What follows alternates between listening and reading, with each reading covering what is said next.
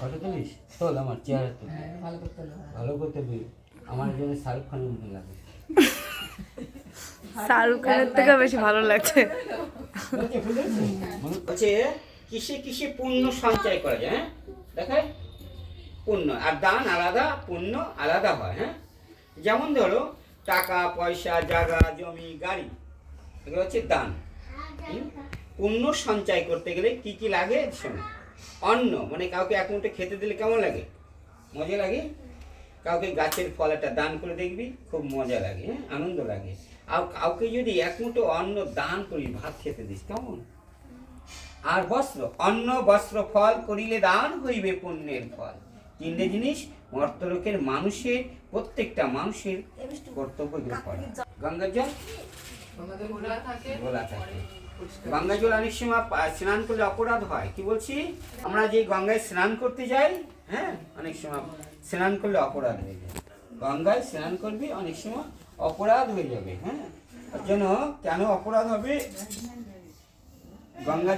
গঙ্গার ঘাটে গিয়ে নিজের কথা জানাতে হয় আগে, হ্যাঁ, নামা যাবে না। ধর এই অচেনা লোক এই বাড়ি ঢুকতে পারবে ঘরে?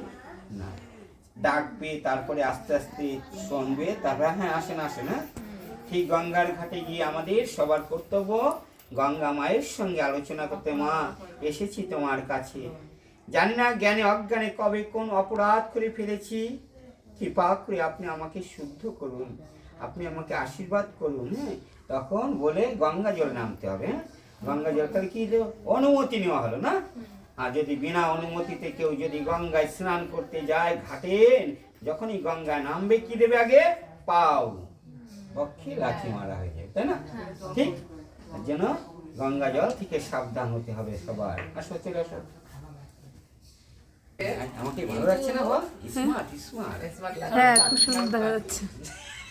মেঘলা পাগলু করছে। দেখা নেই তুই কথা দিয়া।